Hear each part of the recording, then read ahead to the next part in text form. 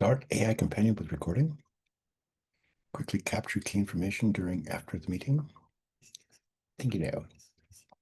Hello, everybody. You won't believe this. This is my fourth attempt in 2 days to do a quick tutorial on how to use AI in assignment 2.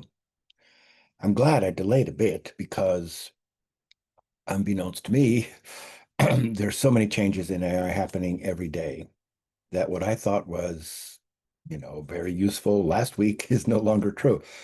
So as you know, in assignment 1, students that used AI used ChatGPT to have ChatGPT compile a bibliography of 10 sources with the keywords that you fed into it. We had quite a range of results. Um, when I tried it, it did come up with 10. They were very different from the ones that I've came up with using Google Advanced Search as that online search engine, or even Google Scholar, which are in fact the online searchers before AI came around. And I still think Google Advanced Search is very, very powerful. And Google Scholar is a repository, so it has a very curated list of scholarly journals. In that sense, it's different than any normal search engine. That said, as you probably remember from assignment 1, they ran into trouble a couple of years ago when a bunch of fake science papers were published on Google Scholar. So this is the problem with AI, is information that's unreliable, um, with sometimes even diversions or digressions from what the user wanted. So what we learned in ChatGPT is that the way you provide a prompt to ChatGPT greatly affects the outcome. And that's why knowing how to write prompts is in itself an AI tool. I just ran into that today, that you can ask AI to compose a prompt for ChatGPT that will be the most useful in getting what you want. In my case, I only asked for 10 titles. I realized if I'd asked for 20, I would have been able to edit the list that ChatGPT came up with and remove 10 of them. Some of you might have tried that, but some also tried, and ChatGPT came up with 2. Or it didn't go to domains that ended in .edu, or it didn't provide files that ended in .pdf. So that has a lot to do with how you prompt or how you phrase your request to ChatGPT. Also, ChatGPT is quite popular now, of course, in colleges and so on, because it also provides text. That is, it can write. However, there's a new tariff in town, and it's from Google called a Notebook LM. I was advised at a webinar some months ago that this is the one to watch. So I was happy to see a YouTube video that explained it in 13 minutes. So let me do a screen share to show you um, what changes came along as a result. This is the alteration of our Agricanto site. What's nice about this site is it doesn't require a login, or it's just there. So it's also linked in our Canvas syllabus and in assignment issues. And so it doesn't mirror Canvas at all. It has a fraction of what's in Canvas, a very small percent. And what you can see here is that there is um, the syllabus and course description, and then the textbook, and then book chapters, all 16 of them, I think in a PowerPoint, or formerly PowerPoint, now PDF form. And then the assignments. So this is where we saw assignment 1, and yes, it had a 1-hour tutorial, unnecessarily long, with the ChatGPT addendum. So that's why we had 2 of these, and that was also in the form of an MP4 video. Now we're doing assignment 2, which is an inverse of assignment 1. In this assignment, I provided the materials, and you select or cherry pick from the very long list of articles a minimum of 10. 10 is sufficient to do the assignment. So when we go to assignment 2, you'll see that this is what Agricanto has, and it's much more detailed than anything I've put in Canvas, which is why in Canvas it's a link.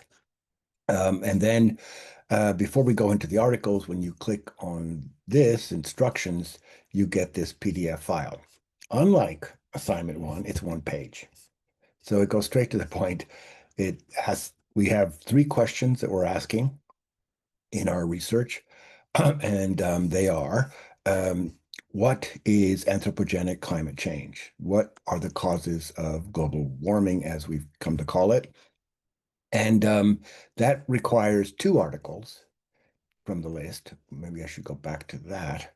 Um, Two articles from General Understanding, pick two.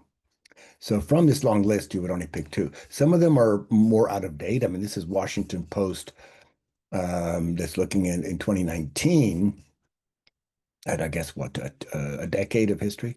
Um, 7 points you need to know about climate change. Scientists from around the world declare climate emergency. So these vary in terms of how old they are, but they all focus on anthropogenic climate change. What is the cause? The main cause is the use or burning of fossil fuels, which adds significant amounts of carbon dioxide to the atmosphere, despite the deniers' claims that it isn't. The EPA actually declared carbon dioxide a problem. And now, of course, the Trump administration has ordered the EPA to remove carbon dioxide from the list of, in a sense, atmospheric toxicity. Thank you very much. So while we have a government that has its head in the sand regarding the climate crisis, we're all experiencing it in various shapes and forms, depending where you live in the world. So you know that Europe is going through an incredible hot summer, like the unseen before. You have, temperatures of, what is it, 35 degrees Celsius in the Arctic Circle. That's way up there. That's in the 80s, 90s. Um, and you have, Spain on fire, Portugal on fire, just record fires, record temperatures, really making people wonder what's the future in Europe, because this is a permanent situation. It's not like one hot summer. It just gets more extreme every year. So that is both the cause is the burning of fossil fuels. The second gas that we should never forget about is methane, CH4. While it's not present in the atmosphere in the same quantities as CO2, it's 80 times more heat trapping. So that's all in the climate lecture. And methane comes from both natural sources and anthropogenic sources. So landfills produce methane. Rice growing produces methane. Dairy cows produce methane, but so do swamps and all kinds of rotting vegetation. So that's an important one to keep in mind, because curtailing methane output might even be as much or more of a challenge than curtailing carbon dioxide. So there's the causes. The second part, we visit our instructions, is to ask the question, what are the impacts of global warming? Now, this one we're familiar with because we live in California, and we already know that part of those impacts are prolonged periods of dryness, which meteorologists and geographers call a period of increased aridity. That's not the same as a drought. Increased aridity is dryness for a much longer period of time. Consider 30 years. And right now, the Colorado River Basin, as well as a lot of the atmospheric phenomena that take place in Western states, has been seriously interrupted by climate change, so that we don't have anywhere near the amount of water in the Colorado River that is historically been there. And as a result, we have to face a water crisis that's directly related to the climate crisis. So that's an example of impacts. Here you would also pick two.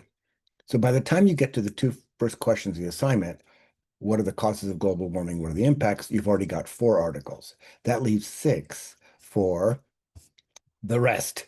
The rest is, what are we going to do about it? That's really the meat of the essay. Consider that these essays are only about 5 to 5.5 pages long. So they're not really term papers. They're not really essays, even though there is citation. In other words, there's sources. But if it were a term paper or a college upper division paper, it would have 30 sources. So in the case of an essay, imagine that it's an op-ed piece in a newspaper in terms of word count and in terms of citation. So in that context, a um, the issues confronting us in terms of what are we going to do about it divide up into, I have the first one, which is just general points. What is the cost of decarbonizing um, the um, the U.S. power grid? Um, some of them are quite dated. This is Cenk Uygur talking the old Cenk Uygur before he went south, with Al Gore on what's better, carbon and cap and trade. You could skip this one because it's very dated, and it came up when in this assignment we only looked at cap and trade and carbon tax because those were the two policy choices in California. California is now committed to cap and trade. So that's very dated. Fix climate anxiety and also climate change. We first have to fix individualism. This one is new, and it's an interesting point about the inability to mobilize people to act. And then there's methane. So I wanted to include that. That's 2024. And then, of course, landfills. So in the general ones, methane covers two of them. Then we have the traditional choices, of which there are six. If we visit this, visit this document, there's six. The first one, cap and trade. The second one, carbon tax. The third one, Green New Deal, including Marshall Plan. This one's kind of unique because it isn't actually a law or even it's a set of desirable policies, and it died in the Congress as soon as it was articulated. That doesn't mean that it isn't valuable or important, which is why it's still talked about. And then that's because Green New Deal came from the so-called progressives, squad in the House, and it was poo-pooed by the right wing right out the gate. They thought it was a communist takeover. I don't know what they thought. I never know what they think. I don't think they think. They just react. Divestment in the financial sector. This one's important because there have been give and take on this. So during the previous to this second Trump administration, there were sincere efforts on the part of even large mutual funds, dare I say, even private equity, were interested in depending less on investments in fossil fuels, which is oil, gas, and coal, seeing it as a danger to an investment portfolio. That is a new finding, and it's important that we consider that. It's referred to by financiers as stranded assets, which means you've invested in oil or coal or natural gas. But the situation changes so much that action by governments to reduce the output of these sectors to meet climate change goals then affects the value of the stock you're holding to the point where it becomes valueless. Meaning you can't hope to sell what you bought. You're sitting there on coal, oil, and natural gas, and it has no market because we've moved on. Now I'd like to say that's a realistic scenario, but right now with Trump in the White House, that's not so certain. In other words, we're quickly losing time and closing the window that was available to us some time ago in terms of weaning ourselves from fossil fuels, which does leave two important ones. Now, one I used to kind of make fun of, I've discussed this one before, is geoengineering. That is where you're going to use a whole bunch of different technologies, in a sense, to suck the CO2 out of the atmosphere. After all, it's already there, and it's there in upwards of 420 parts per million, and it should be at 350 parts per million. So even if we stopped burning fossil fuels tomorrow morning, what are you going to do about the CO2 that's already there? So we can't rule out geoengineering. In some ways, we have to find ways to remove it. And there are, in fact, many industrial and biological processes that will remove CO2 from the atmosphere. So I've tried to deal with this one seriously, even though my first reaction was, oh, yeah, this is where the oil industry has its cake and eats it too. After all, Exxon, the oil company, is very interested in geoengineering. Part of it is that there were subsidies available from the Biden administration for them to embark on experimental technologies to do that. So a lot of what they're touting as solutions haven't even been tried yet. And a lot of the technologies that they're promising will work haven't been developed yet. So geoengineering remains a murky part. That said, we have to think about it seriously. Finally, command and control. This is what you do, what's called a war economy. So when we've had big wars like World War II, the state commandeers the industrial sector or parts of the industrial sector to meet the demands of the war economy. For example, an assembly line that used to produce trucks is now going to produce tanks, or an assembly line that used to produce civilian aircraft is now going to produce military aircraft. That commandeering of the industrial sector for the war economy also involves relationships between the state and the producer sector, that is the corporations, in terms of schedule and pace and how much will be paid and so on. So we're familiar with command and control on a large scale, what's called the war economy. On a smaller scale, command and control is simply when you have a goal that is so urgent that it requires immediate attention and you act on it immediately. This is particularly true with very toxic substances, with the disposal of waste, with the exposure of the public to compounds and substances that are a direct threat to public health. So on a smaller scale, we're actually more familiar with command and control when the government doesn't provide 10 years to phase something out, where they say, stop now, stop doing this altogether. Al Gore tried that with the coal-fired power plants when he was vice president. It blew up in his face because the Koch brothers and the Heartland Institute pushed back and demanded that it not happen. That said, the U.S. investment in natural gas, which can be used in a power plant as a substitute for coal, did happen, and it does reduce greenhouse emissions. In other words, natural gas burns cleaner than coal, and that's all covered in the lecture on energy. So a lot of utilities did, in fact, cut back on their coal-fired power plants, if for no other reason that natural gas was cheaper and cleaner. So that's why it's still a battle. And as you probably know, Donald Trump is very fond of coal. Clean coal, they clean the coal. He's an ignorant cuss.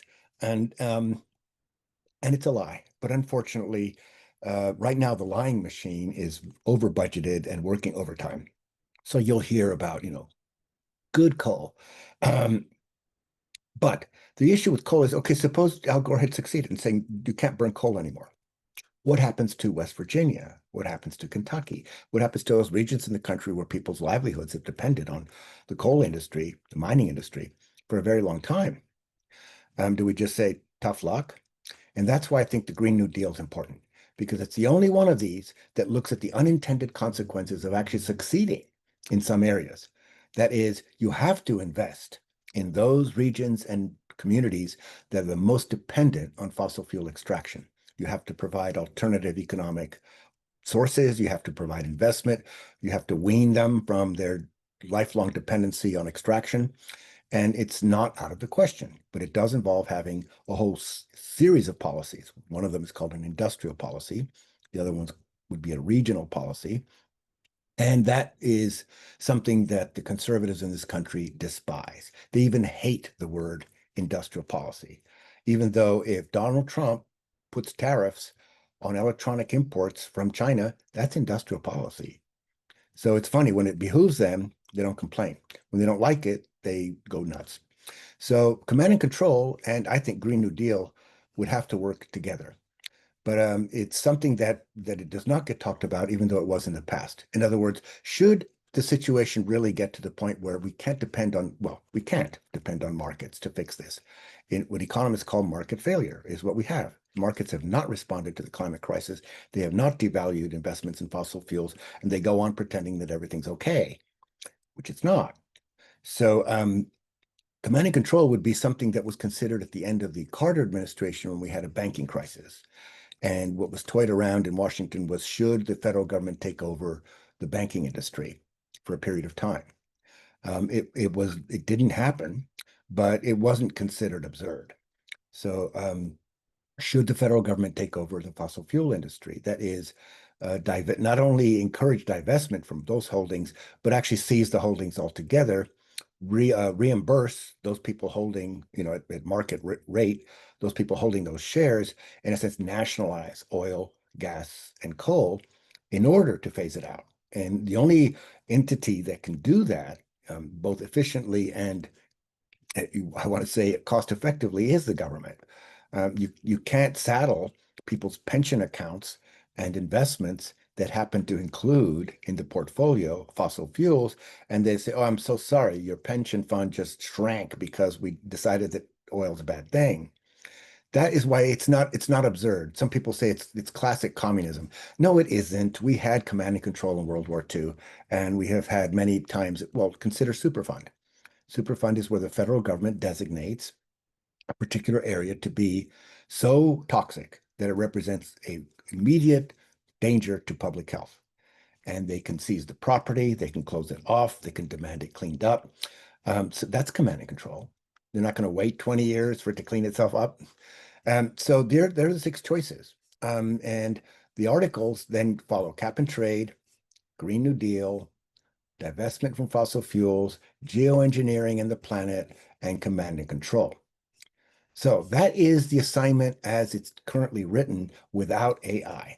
Now I want to shift gears a little bit and say, suppose you wanted to use AI in the assignment, which I'm encouraging you to do, but I don't want to make it a condition for getting full marks on this essay for the simple reason that it's going to be a bit of a learning curve for any of us, like it's been for me.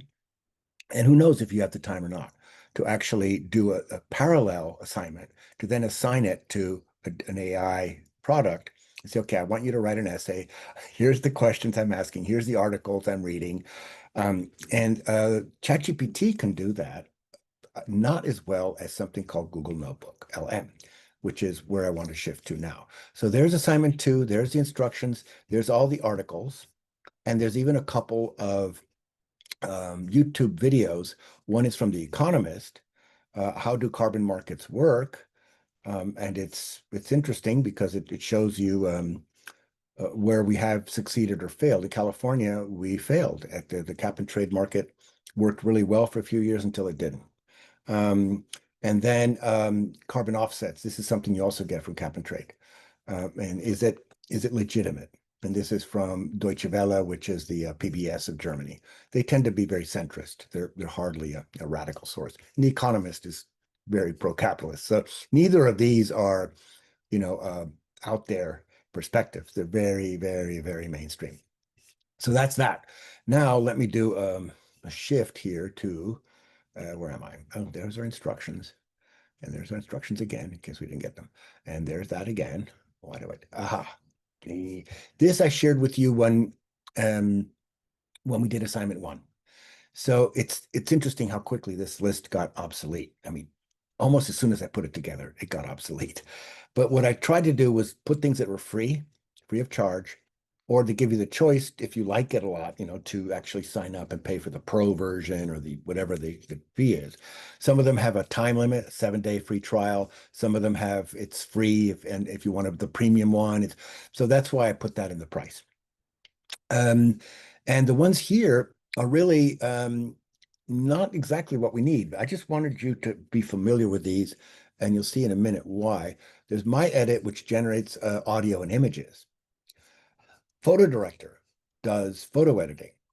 Yes, AI photos, which we're all afraid of because that's not me. But I know photographers that might have analog pictures that they took a long time ago that have gotten fuzzy or have lost color, and then they can run Photodirector like my Photoshop version and fix them, make them better, restore the color, get rid of the fuzziness.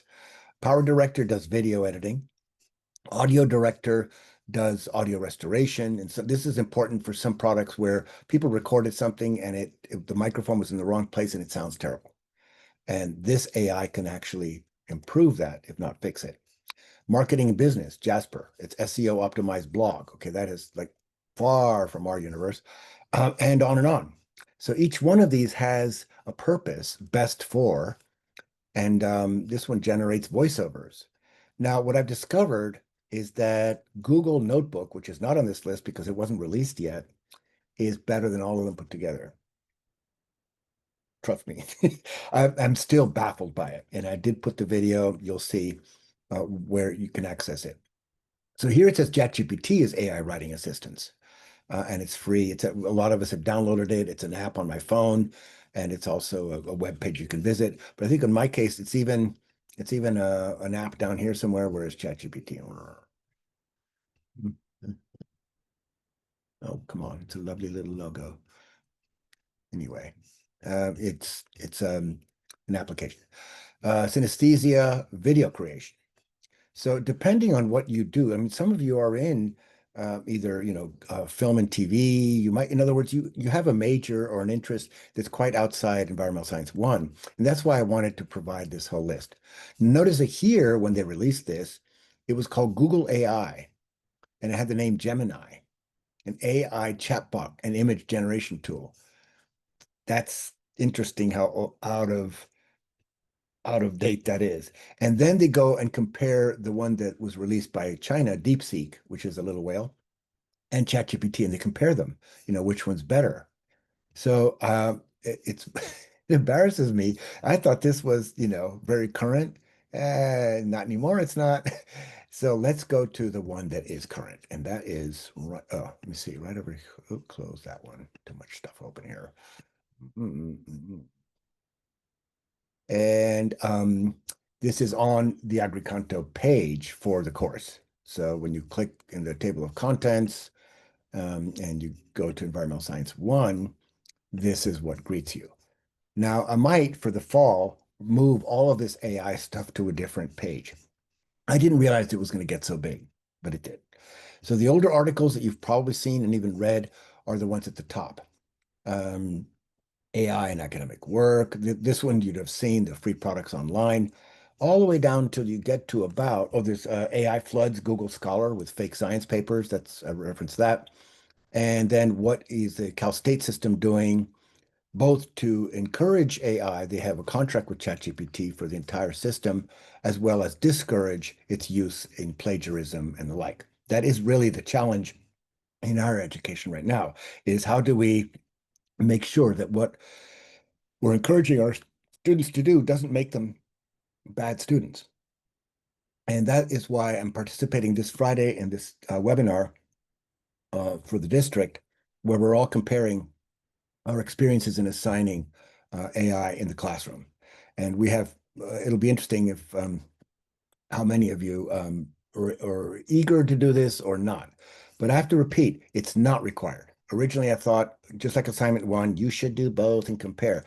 I don't think there's enough time really to learn all the ins and outs of Notebook LM and then to use it after you've written your essay and then to compare the results. So if you do the essay the way that it's described in the first part of the assignment up here, assignment two, that's fine. You can still get 40 points, no problem. If you're curious, the way I am, I can't help it, then you might be interested in this particular part, which is Notebook and ChatGPT. Even though we used to call it Google Notebook, it actually goes by the name Notebook LM. So the more recent articles start with this professor in New York saying what is AI doing to her students and their writing. This is really the concern is, are we going to dumb our students down by making them dependent on something that they'll use, but it will have all of its defects? It makes mistakes. I pointed out to that in the announcements. It lies. Meta told me that Virginia Giuffre was alive and well when she is not. Um, and then Meta doesn't even walk back its mistakes. It just, if I knew then what I know now, it gaslights you. It's incredible. Meta is fun because it's chatty, but it's hella stupid. So AI in the classroom, that's New York Times. AI time horizons are still growing. This is fresh this month. It's actually a pretty decent article. And ChatGPT 5 confirms the concerning trend is growing. Comes from something called Control AI. It's an organization that is really interested in mobilizing people to watch what's going on. Don't fall asleep. We need to learn all about it. So it's not really long, but it is a study of AI and shows you all of its flaws and why educators should be particularly keen to all of its flaws. I mean, it does. Why does it make mistakes? Because I mentioned in the announcements, it's the wrong word. AI is not intelligent. It's a pattern recognition system. It looks through mountains of text, large language models, they call them, and it looks for patterns. But it doesn't have a discerning rudder. It doesn't have a theory. It doesn't have background. It just does it. So it can make huge mistakes, which it does. And that's why we need to learn about it because we don't want to be replaced by something that is not only mediocre, but wrong. And you don't want to turn in work that is wrong, where the professor sees that it's wrong and then wonders if you used AI to do it, and then you got a mountain of trouble. So always show when you've used it and let it become a shared learning experience between you and your professor and your fellow students. So this is this article that I featured there. Time horizons. And then this is in Reddit. Has anyone used Notebook LM? How exactly do you use it? And then there is this actually pretty decent article in a journal called Revology, and why you should start using Notebook LM. Um, I am a believer. After I read this, I thought, okay, this is a different beast altogether. It's not at all like ChatGPT. It's not at all like anything else I've seen ever. Now here it shows you some of the little things it does, which is sweet, but it does a whole lot more than this. But it'll do PDF files, slides, Google Docs. It's amazing what you can feed this thing. Now it is free, and if you download it for your phone or for your tablet, it's an app. If you use it on your desktop or laptop, then it's a site. It's an actual website. All you have to do is register. There's no cost. So, oh, wrong one. Let's go here. Hmm, ah, Alrighty. And this is what I downloaded. It's called Notebook LM. I really encourage you. In fact, I would start with watch this 13-minute video. It explains it really for 13 minutes. It's astounding how well explained it is. I don't want to run it now since you have access to it anyway. But it shows you this is the 2025 version of Notebook LM. So there are some serious improvements. It can do a lot more. This is a gush piece on ChatGPT, meaning that it's now the 5.0 version or maybe 5.1, and there's a lot of excitement about it. I think a lot of it is misplaced, so I couldn't resist giving you a link to a satire of ChatGPT 5.0 that points how overrated it is. So I think it's a very healthy approach to look at AI as how would you say, um, a growing technology that is not just imperfect, but is actually in some cases dangerous. And in many cases, you do not want to be replaced by this technology. It isn't, believe it or not, it's not as smart as you are. Just because it does stuff bullet fast doesn't make it smarter. Like I say, it's not intelligent. It doesn't discern. It doesn't reason. It doesn't um, it doesn't understand. It just feeds you what you put in the prompt. And it can do that very well, or it can do that very badly. So if you do this, in addition to doing your assignment, and maybe I have to put that in an announcement as well, I will give you extra credit, 10 points extra credit if you use Notebook LM to do your assignment that you've already done. Um, and that way, I'm interested in getting you experienced with these products and feeling a certain level of comfort in it. Now, here it says upload your sources. So the first thing you can do with Notebook is feed it a bunch of articles. Sounds familiar? We have 10, right? A minimum of 10 articles.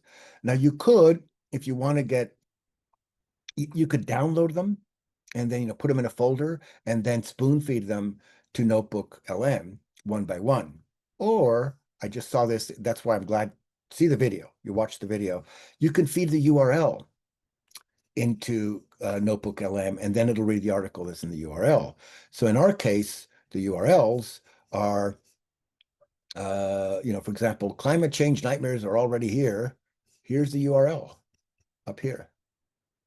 And because this is not a paywall site, it has no restrictions, you don't have to log in, then ideally Notebook LM will find the article and read it. And you can even ask it to give you 5 points about it, depending how long it is. So this one's reasonably long. Say, give me, 6 points about what this article's about. And that, then you've done one, right? Then you could go for whatever 10 you pick, spoon feed the URLs to Notebook LM, and then you can tell it what to do with it.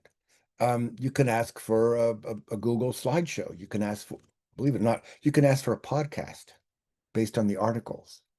That's what makes this puppy so different.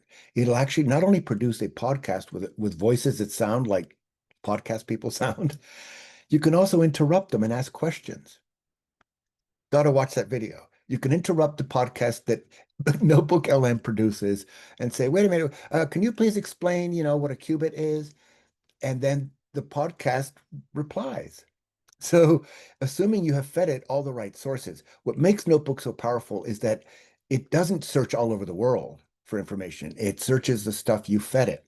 So that's why people that write term papers, that want to do citations, that want to have college level papers are going to benefit from this one because it's not going to go all over the map. It's going to stick to the citations you gave. Not only that, but you'll see in the video that you can remove some of them. Let's say you fed it 10 papers, but you only wanted to answer the question, what is global warming? Which are two of your 10. You can uncheck the other 8 and say, from these 2 papers, tell me what global warming is. My mind is reeling from how powerful this thing is. And I was warned about it in a webinar I took to just wait till you see Google Notebook. You will go nuts.